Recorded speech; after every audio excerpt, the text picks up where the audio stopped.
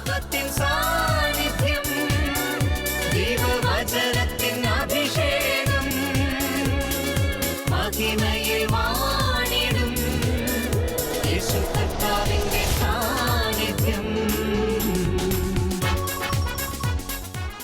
Hallelujah. കർത്താവിൽ പ്രിയപ്പെട്ടവരെ, മഹത്വത്തിൻ സാന്നിധ്യം ഈ ശുശ്രൂഷയിലേക്ക് ഒത്തിരിയേറെ സ്നേഹത്തോടെ കടന്നു വന്നിരിക്കുന്ന എല്ലാ സഹോദരി സഹോദരങ്ങൾക്കും നമ്മുടെ കർത്താവായ യേശു ക്രിസ്തുവിൻ്റെ കൃപയും സമാധാനവും ആശംസിക്കുകയാണ്. 33-ാം സങ്കീർത്തനം 11-ാം തിരുവചനം. കർത്താവിൻ്റെ പദ്ധതികൾ ശാശ്വതമാണ്. എത്ര മനോഹരമായ വചനമാണിത്. സങ്കീർത്തകൻ തൻ്റെ ജീവിതത്തിൽ താൻ അനുഭവിച്ചറിഞ്ഞ ദൈവത്തിൻ്റെ പദ്ധതിയെക്കുറിച്ച് നമ്മോട് പങ്കുവയ്ക്കുകയാണ്. കർത്താവിൻ്റെ പദ്ധതികൾ ശാശ്വതമാണ്. നമ്മെ ഓരോരുത്തരെയും കുറിച്ചുള്ള തൻ്റെ നിശ്ചയം നിറവേറ്റുവാൻ കർത്താവ് മതിയായവനാണെന്നുള്ള തിരിച്ചറിവിൽ നമ്മുടെ വിശ്വാസ ജീവിതം നയിക്കുവാൻ നമുക്ക് സാധിക്കണം. കർത്താവിൻ്റെ ആലോചനകൾ, കർത്താവിൻ്റെ സ്നേഹം, നമ്മെക്കുറിച്ചുള്ള കർത്താവിൻ്റെ സ്വപ്നങ്ങൾ, ഇതെല്ലാം ശാശ്വതമാണ്. നമുക്കൊരുപാട് പ്രത്യാശ നൽകുന്ന തിരുവചനമാണിത്. ഈ വചനത്തിൽ പൂർണ്ണമായും ഹൃദയമുറപ്പിച്ച് ഇന്നത്തെ ശുശ്രൂഷകളിലേക്ക് നമ്മൾ പ്രവേശിക്കുകയാണ്. നമ്മുടെ മനസ്സിൻ്റെ ഭാരങ്ങൾ, നമ്മെ അലട്ടുന്ന ഒരുപാട് വിഷയങ്ങളുണ്ട്. നമ്മുടെ കുടുംബത്തെക്കുറിച്ചുള്ള ആകുലതകൾ, മക്കളെക്കുറിച്ചുള്ള വിഷമതകൾ, അവരുടെ ഭാവി, പഠനം, അവരുടെ ജീവിതം, വിട്ടുമാറാത്ത രോഗങ്ങൾ, അടിക്കടിക്കുണ്ടാകുന്ന പരാജയങ്ങൾ, കോവിഡ് മൂലം നമുക്ക് സംഭവിക്കുന്ന പല നഷ്ടങ്ങളും കോട്ടങ്ങളും, ഇതെല്ലാം നമ്മുടെ മധ്യയുള്ള കർത്താവിൻ്റെ ബലമുള്ള കരങ്ങളിൽ ഏൽപ്പിച്ച് ഒരു മനസ്സോടെ നമ്മൾ പ്രാർത്ഥിക്കാൻ പോവുകയാണ്. കർത്താവിൻ്റെ ശക്തമായ സാന്നിധ്യം നമ്മോടൊപ്പമുണ്ട്. ദൈവ തേജസ്സിന്റെ വലയത്തിലാണ് നമ്മൾ ഈ ശുശ്രൂഷയിൽ പങ്കെടുക്കുന്നത്.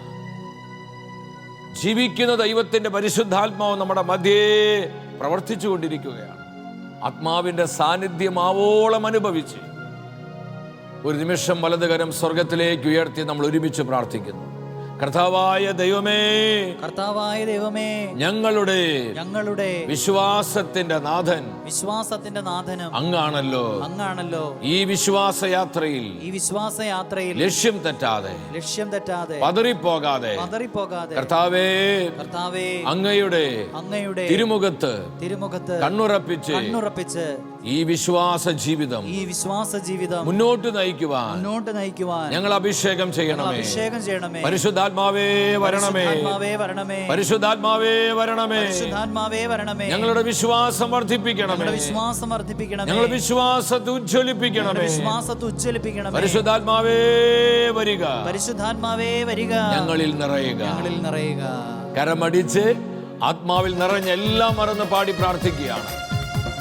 നമ്മുടെ വിശ്വാസ ജീവിതം പരിശുദ്ധാത്മാവിനാൽ ബലപ്പെടുവാൻ, വിശ്വാസയാത്രയിൽ നമുക്കുണ്ടാകുന്ന പ്രതിസന്ധികൾ, പ്രതികൂലങ്ങളെല്ലാം ആത്മശക്തിയോട് അതിജീവിക്കുവാൻ ആഗ്രഹിച്ചുകൊണ്ട് കരമടിച്ച് നമ്മുടെ വിശ്വാസത്തിന് നാഥനായ കർത്താവിനെ പാടി പാടി മഹത്വപ്പെടുത്തുകയാണ്.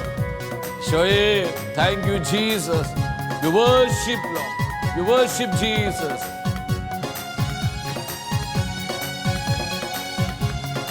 ആമേൻ, ആമേൻ. കാണുന്നു ഞാൻ വിശ്വാസത്താൽ എൻ മുൻപിൽ ചെങ്കടൽ രണ്ടാകുന്നു. കാണുന്നു ഞാൻ വിശ്വാസത്താൽ എൻ മുൻപിൽ ചെങ്കടൽ. കർത്താവ് വലിയവനാണ്. കാണാത്ത കാര്യങ്ങൾ കൺമുൻപിൽ എന്നപ്പോൾ വിശ്വസിച്ചിടുന്നു എൻ കർത്താവേ. വിശ്വാസം വർദ്ധിപ്പിക്കണമേ എൻ കർത്താവേ. കാണുന്നു ഞാൻ വിശ്വാസത്താൽ എൻ മുൻപിൽ ചെങ്കടൽ രണ്ടാകുന്നു. Glory, glory. Power, വിശ്വാസത്താൽ power. എൻ മുൻപിൽ ചെങ്കടൽ രണ്ടാകുന്നു. അഗ്നിയിൻ നാളങ്ങൾ വെള്ളത്തിനോളങ്ങൾ എന്നെ തകർക്കുവാൻ സാധ്യമല്ല. എന്റെ കൂടെ എന്റെ കർത്താവുണ്ട്. നിരന്തരം അവന്റെ സാന്നിധ്യം, എന്നെ അവന്റെ ശക്തി. തകർക്കുവാൻ സാധ്യമല്ല. അഗ്നിയിൽ ഇറങ്ങി വെള്ളത്തിൽ നടന്ന് കൂടെ വരുവാൻ യേശുവുണ്ട്. എത്ര പേര് ഇത് വിശ്വസിക്കുന്നു? ഈ ഉണർവോടെ അങ്ങ് പാടി ആരാധിച്ചേ. യേശുവുണ്ട്. കാണുന്നു ഞാൻ വിശ്വാസത്താ എൻ മുൻപിൽ ചെങ്കടൽ രണ്ടാകുന്നു. Power, power, power. യേശുവേ, കൃപ തരണമേ, കൃപ തരണമേ, അഭിഷേകം പകരണമേ, അഭിഷേകം പകരണമേ, അഭിഷേകം പകരണമേ. എൻ മുൻപിൽ ചെങ്കടൽ രണ്ടാകുന്നു. ആമേൻ, ആമേൻ. എൻ മുൻപിൽ ചെങ്കടൽ രണ്ടാകുന്നു. ഇരു കരങ്ങളും സ്വർഗത്തിലേക്ക് ഉയർത്തി ജീവിക്കുന്ന കർത്താവിന്റെ സാന്നിധ്യം അനുഭവിച്ച് ഹൃദയം തുറന്നൊരു മനസ്സോടെ നമ്മൾ ഒരുമിച്ച് വിളിക്കുന്നു. യേശുവേ, കർത്താവേ, കൃപയുടെ കരങ്ങൾ നീട്ടണമേ, അഭിഷേക സമൃദ്ധി നൽകണമേ, പാപ പൈശാചിക ആധിപത്യ ശക്തികളെ നിർവീര്യമാക്കണമേ. Hallelujah, hallelujah. കർത്താവിന്റെ ആത്മാവേ വരണമേ. ഈ സ്തുതി ആരാധനയിൽ പ്രാർത്ഥിച്ചുകൊണ്ടിരിക്കുന്ന 10,000ങ്ങളുടെ മേൽ ശക്തിയോടെ വരിക. ദൈവ സാന്നിധ്യമായി, ദൈവ കൃപയായി, ദൈവ ശക്തിയായി, ദൈവ തേജസ്സായി പരിശുദ്ധാത്മാവേ വരണമേ, പരിശുദ്ധാത്മാവേ വരണമേ. ഞങ്ങളുടെ വിശ്വാസം വർദ്ധിപ്പിക്കണമേ, ഞങ്ങളുടെ വിശ്വാസത്തെ ശക്തിപ്പെടുത്തണമേ. Spirit of God move. Hallelujah, hallelujah, hallelujah. എല്ലാ ആധിപത്യ ശക്തികളെയും തകർക്കണമേ കർത്താവേ. അങ്ങയുടെ സാന്നിധ്യത്തെ തടയുന്ന സാത്താന്യ പോരുകളെ ഛിന്ന ഭിന്നമാക്കണമേ കർത്താവിന്റെ ആത്മാവേ. ഞങ്ങളുടെ മേൽ വ്യാപരിക്കുക, ഞങ്ങളുടെ മേൽ വ്യാപരിക്കുക. ഞങ്ങളുടെ കുടുംബങ്ങളിലേക്ക് വരിക, എല്ലാ ശുശ്രൂഷകളിലേക്ക് വരിക. പരിശുദ്ധാത്മാവേ, പരിശുദ്ധാത്മാവേ, പരിശുദ്ധാത്മാവേ, ജീവിക്കുന്ന ദൈവത്തിന്റെ ആത്മാവേ, ഞങ്ങളോട് സംസാരിക്കണമേ. ഞങ്ങൾക്ക് ആവശ്യമായ ആലോചനകൾ നൽകണമേ. ഞങ്ങളുടെ വിശ്വാസ ജീവിതത്തെ കരുത്തുള്ളതാക്കി മാറ്റണമേ. കം ഹോളി സ്പിരിറ്റ്, ഫിൽ ഹോളി സ്പിരിറ്റ്. ഹല്ലേലൂയ. ആത്മാവേ നന്ദി, പരിശുദ്ധാത്മാവേ നന്ദി. പരിശുദ്ധ അമ്മേ, വിശ്വാസത്തിന്റെ നാഥേ, ഞങ്ങളുടെ വിശ്വാസ ജീവിതത്തിൽ കർത്താവിനെ നോക്കി യാത്ര ചെയ്യുവാൻ അമ്മ ഞങ്ങൾക്ക് വേണ്ടി പ്രാർത്ഥിക്കണമേ. ആമേൻ. ഹല്ലേലൂയ.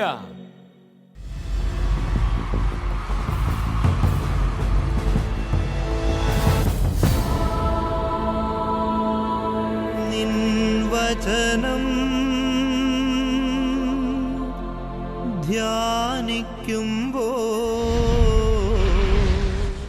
പ്രിയ ദൈവമക്കളെ, നമ്മുടെ വിശ്വാസ ജീവിതത്തെ ഫലപ്പെടുത്തുന്ന കർത്താവിൻ്റെ വചനത്തിൻ്റെ മുൻപിൽ പ്രാർത്ഥനാപൂർവമായിരിക്കാം.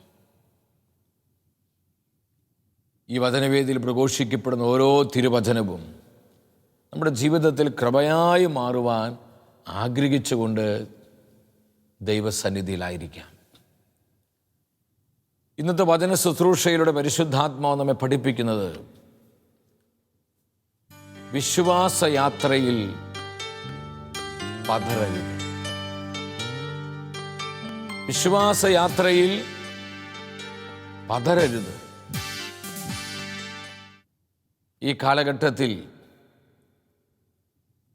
ഈ വചന സന്ദേശത്തിന് വലിയ പ്രാധാന്യമുണ്ട്.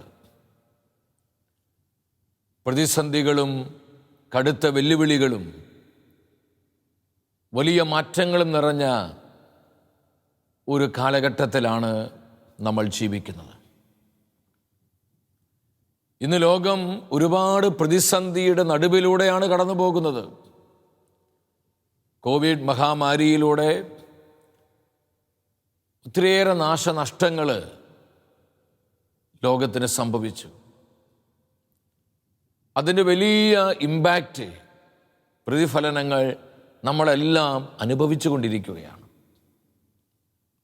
സാമ്പത്തികമായ നഷ്ടങ്ങൾ, കാർഷികമായ നഷ്ടം, വ്യാവസായികമായ നഷ്ടങ്ങൾ, ബിസിനസ്സുകളിൽ ഒരുപാട് തകർച്ചകൾ, അനേകരുടെ ജോലി നഷ്ടപ്പെട്ട അവസ്ഥ എന്നു വേണ്ട,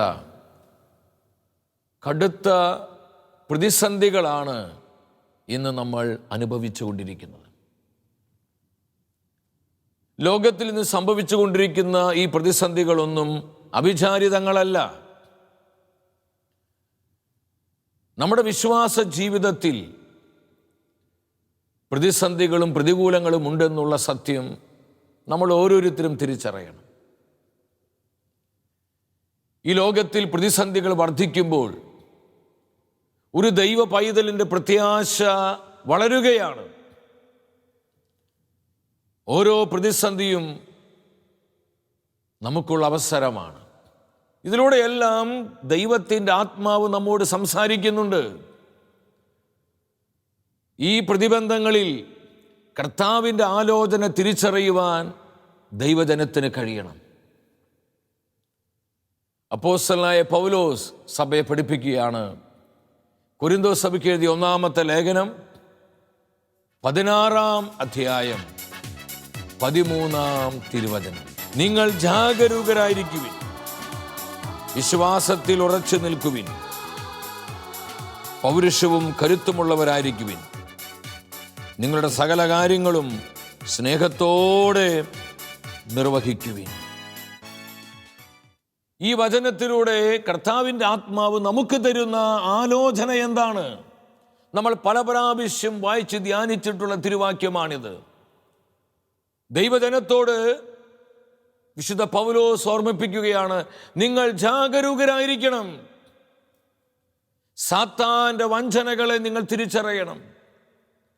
പിശാചൊരുക്കുന്ന ചതിക്കുഴികൾ നിങ്ങൾ അതിൽ ശ്രദ്ധയുള്ളവരാകണം. മാനുഷികമായ പ്രലോഭനങ്ങളിൽ നിങ്ങൾ വീണുപോകരുത്. കർത്താവിൻ്റെ വചനത്തിൽ നൽകപ്പെട്ടിട്ടുള്ള സത്യങ്ങളിൽ അതീവ ജാഗ്രതയുണ്ടാകണം. എല്ലാ കാര്യങ്ങളെയും കുറിച്ച് നിങ്ങൾക്ക് ജാഗരൂകതയുണ്ടാകണം. വിശ്വാസത്തിൽ ഉറച്ചു നിൽക്കണം. ആദിമസഭയിലെ വിശ്വാസികളോട് പറയാം, നമ്മുടെ വിശ്വാസത്തെ പിടിച്ചു കുലുക്കുന്ന പ്രതിസന്ധികൾ, ഞെരുക്കങ്ങൾ, കഷ്ടാനുഭവങ്ങളൊക്കെ നമ്മുടെ ജീവിതങ്ങളിൽ ഉണ്ടാകും. പക്ഷെ പതറിപ്പോകരുത്. നമ്മൾ അനുഭവിക്കുന്ന പ്രതിസന്ധികളിലും വേദനകളിൽ നമ്മൾ ഒറ്റയ്ക്കല്ല. ഈ വിശ്വാസ ജീവിതത്തിലേക്ക് നമ്മെ വിളിച്ചവനായ നമ്മുടെ കർത്താവ് കൂടെയുണ്ടെന്നുള്ള തിരിച്ചറിവ് ഓരോ വിശ്വാസിക്കും ഉണ്ടാകണമെന്ന് അപ്പോസ്തലനായ പൗലോസ് ഓർമ്മിപ്പിക്കുകയാണ്. നിങ്ങൾ വിശ്വാസത്തിൽ ഉറച്ചു നിൽക്കണം. വിശ്വാസത്തിൽ പതറിപ്പോകരുത്. നമ്മുടെ വിശ്വാസത്തിൽ ലജ്ജിതരാകരുത്. നമ്മൾ വിശ്വാസത്യാഗം സംഭവിച്ച ആത്മാക്കളായി മാറരുത്. നഷ്ടപ്പെട്ടവരുടെ കൂട്ടത്തിൽ നമ്മൾ എണ്ണപ്പെടരുത്. ഈ ഒരു നിർബന്ധം വിശുദ്ധ പൗലോസിനുണ്ടായിരുന്നു. പ്രിയപ്പെട്ടവരെ, നിരന്തരം നമ്മുടെ വിശ്വാസത്തെ നമ്മൾ പരിശോധിച്ചു കൊണ്ടിരിക്കണം. നമ്മൾ പല വിധത്തിൽ തിരക്കുകളുള്ളവരാണ്. അനേകം വ്യഗ്രതകൾ നമ്മളെ ഇങ്ങനെ വലിഞ്ഞു മുറുക്കിക്കൊണ്ടിരിക്കുക. പലപ്പോഴും ഇതൊന്നും ചിന്തിക്കാൻ നമുക്ക് സമയം കിട്ടുന്നില്ല. എന്നാൽ നമ്മുടെ ജീവിതത്തിൽ വളരെ വിലയേറിയ സത്യങ്ങളാണിത്. നമ്മുടെ വിശ്വാസത്തെ നമ്മൾ നിരന്തരം പരിശോധിച്ചു കൊണ്ടിരിക്കണം. ഈ വിശ്വാസയാത്രയിൽ ഞാൻ എവിടം വരെ എത്തി? എൻ്റെ വിശ്വാസ ജീവിതം എന്തുമാത്രം ക്രിസ്തുവിൽ വേരുറപ്പിക്കപ്പെട്ടിട്ടുണ്ട്? എൻ്റെ വിശ്വാസ ജീവിതത്തിലൂടെ കർത്താവിനും അവിടുത്തെ സഭയ്ക്കും പ്രയോജനപ്പെടുന്നുണ്ടോ? അത് പ്രയോജനമുള്ളതായി തീരുന്നുണ്ടോ? നമ്മൾ നിരന്തരം പരിശോധിച്ചു കൊണ്ടിരിക്കണം.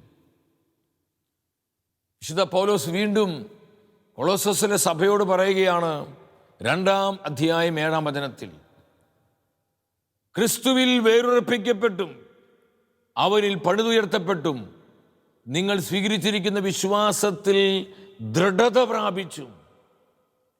കർത്താവ് വിശ്വസ്തയോടെ നമ്മുടെ കരങ്ങളിൽ വിശ്വാസം ഏൽപ്പിച്ചിരിക്കുകയാണ്. അതൊന്ന് ഭാവന കണ്ടു നോക്കി. വിശ്വസ്തയോടെയാണ് നമ്മുടെ കർത്താവ് ഈ വിശ്വാസം നമ്മുടെ കരങ്ങളിൽ ഏൽപ്പിച്ചിരിക്കുന്നത്. ഈ വിശ്വാസത്തെ ഭദ്രമായി സൂക്ഷിക്കുക. നമുക്ക് ലഭിച്ചിരിക്കുന്ന വിശ്വാസത്തിന് കോട്ടം തട്ടാതെ അതിനുവേണ്ടി ധീരതയോടെ നിലകൊള്ളുവാൻ കർത്താവ് നമ്മുടെ കരങ്ങളിൽ ഇത് ഏൽപ്പിച്ചിരിക്കുക. പൗലോസ്ലീഹ പറയാണ്, നിങ്ങളിതിൽ ദൃഢത പ്രാപിക്കണം.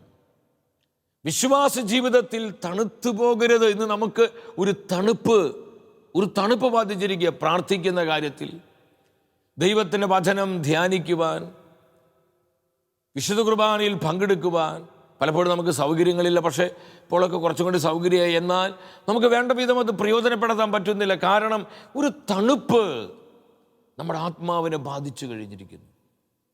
പല വിധത്തിലുള്ള പ്രതിസന്ധികൾ മൂലം, ഞെരുക്കങ്ങൾ മൂലം നമ്മൾ അറിയാതൊരു നിസ്സംഗതയിലേക്ക് പോയിരിക്കുകയാണ്.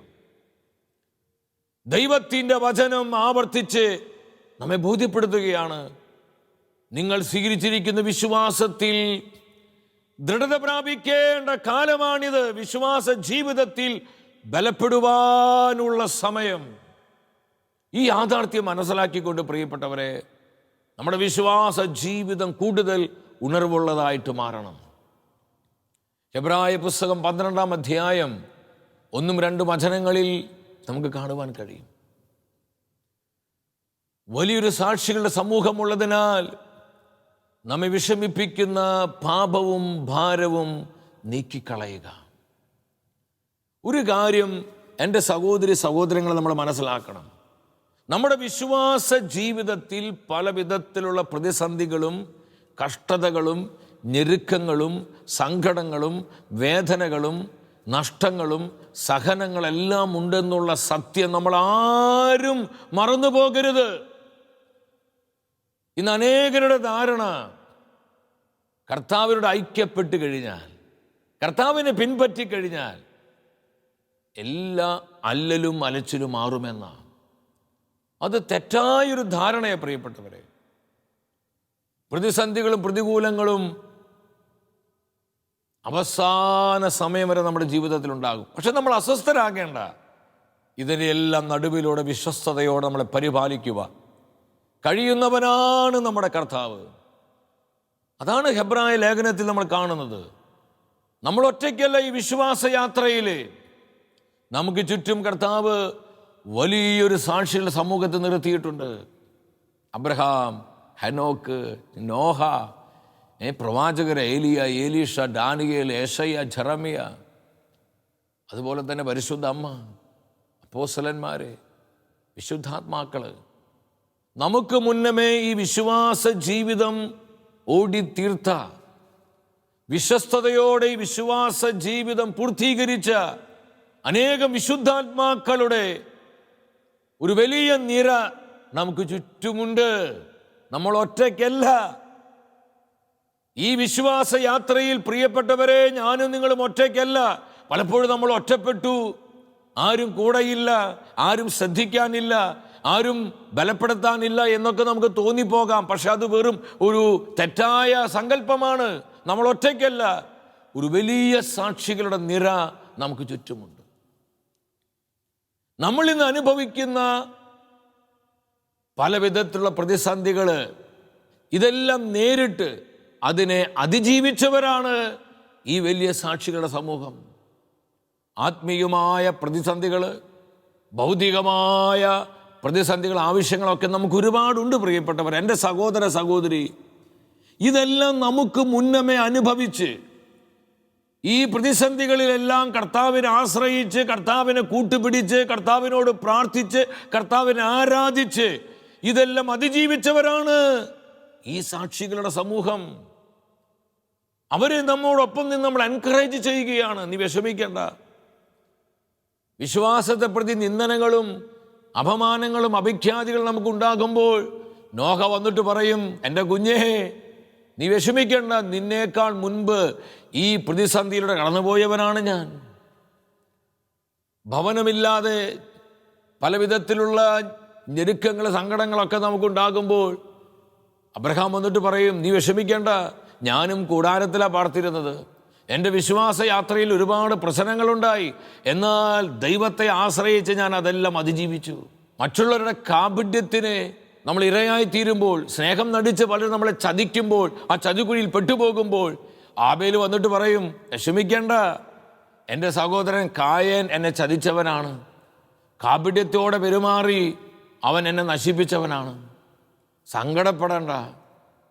നമ്മൾ നമ്മുടെ ജീവിതത്തിൽ നേരിടുന്ന ഓരോ പ്രതിസന്ധി എടുത്ത് ധ്യാനിച്ച് പഠിച്ചു വന്നു. ഇതിലൂടെ എല്ലാം കടന്നുപോയവരാണ് ഈ സാക്ഷികളുടെ സമൂഹം.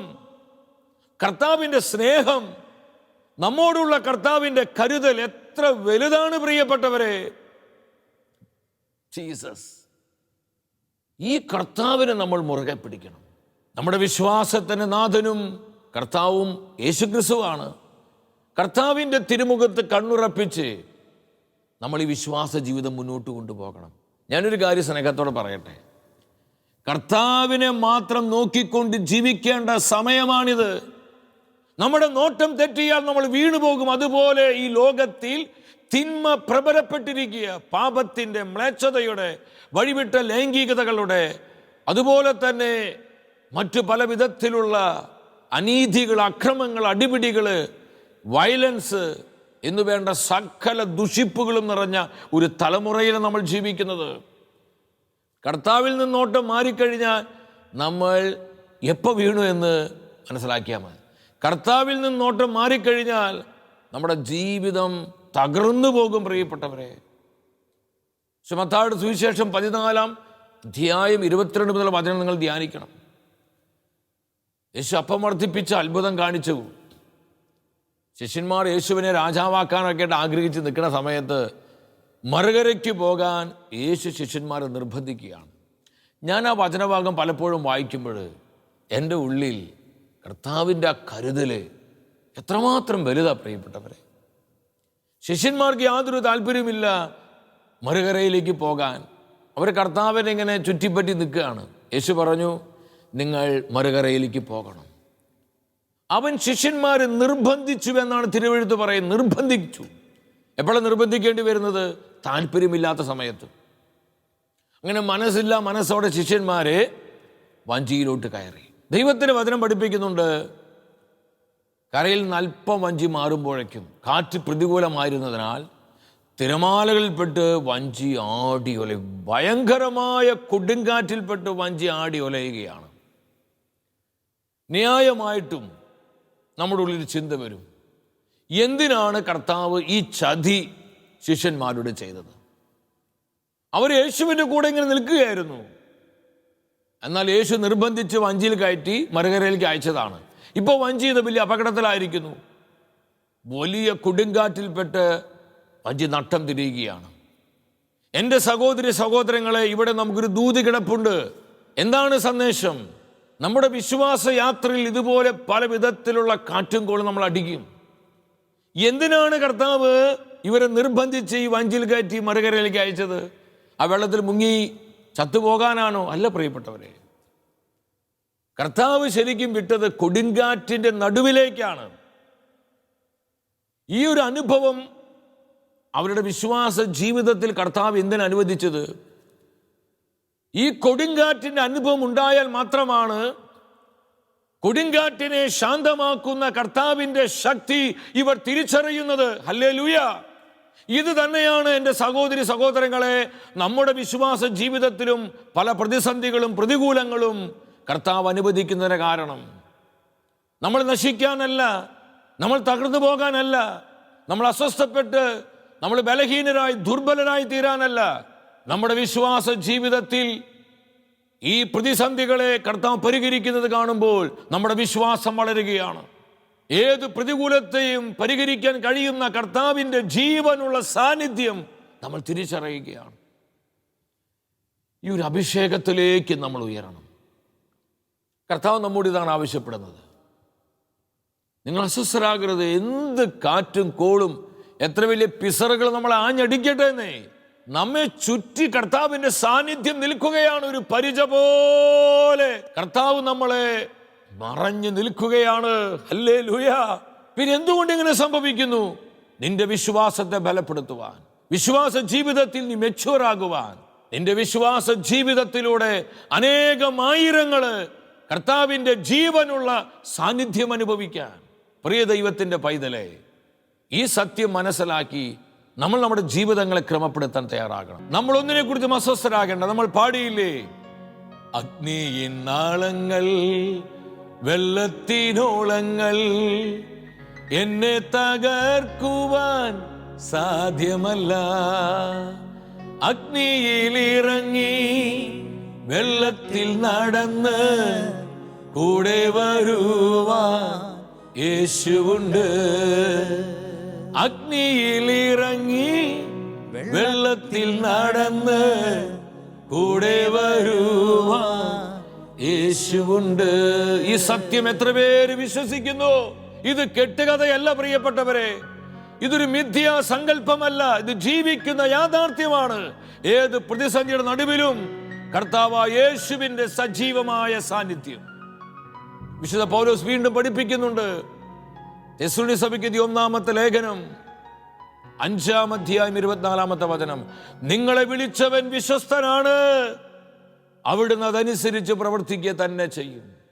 എത്ര മനോഹരമായ വചനം! എൻ്റെ പ്രിയപ്പെട്ടവരെ, വാക്കു പറഞ്ഞ് ചതിക്കുന്നവനല്ല നമ്മുടെ കർത്താവ്. വിശ്വസ്തനായ ദൈവം ഏത് സാഹചര്യത്തിലും നമ്മെ പരിപാലിക്കുവാൻ, നമ്മെ കരുതുവാൻ, നമ്മുടെ ആവശ്യങ്ങൾ നിറവേറ്റുവാൻ, നമ്മെ സംരക്ഷിക്കുവാൻ കഴിയുന്നവനായ ദൈവം. നിങ്ങളെ വിളിച്ചവൻ വിശ്വസ്തനാണ്. വീണ്ടും തിമോത്തിക്ക് 2-ാമത്തെ ലേഖനം 2:13 കാണാൻ പറ്റും, നമ്മൾ അവിശ്വസ്തരാണെങ്കിലും കർത്താവ് വിശ്വസ്തനാണ്. ഹല്ലേലൂയ!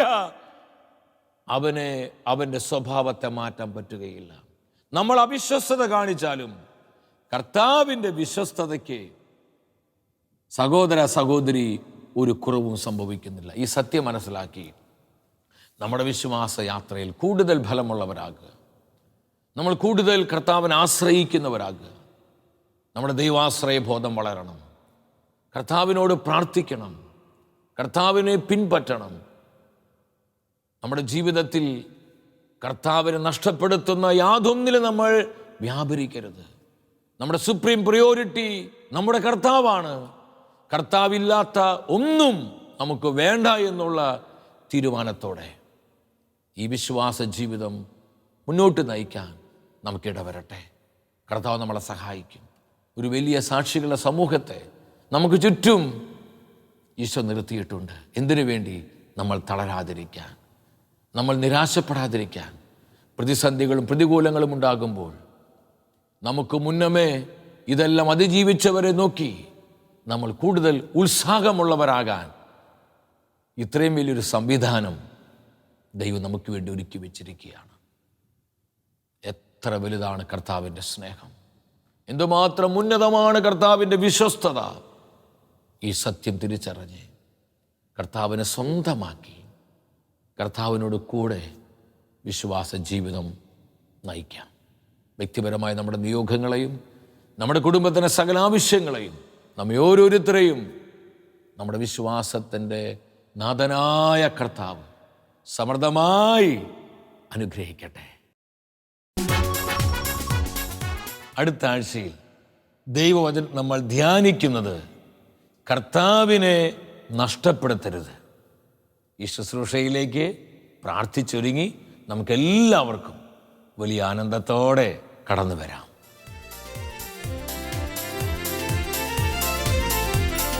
മഹത്വമേ മഹത്വമേ മഹത്വത്തിൻ രാജാവേ, മഹത്വത്തിൻ സാന്നിധ്യം. മഹത്വമേ മഹത്വമേ മഹത്വത്തിൻ കർത്താവേ, മഹത്വത്തിൻ സാന്നിധ്യം.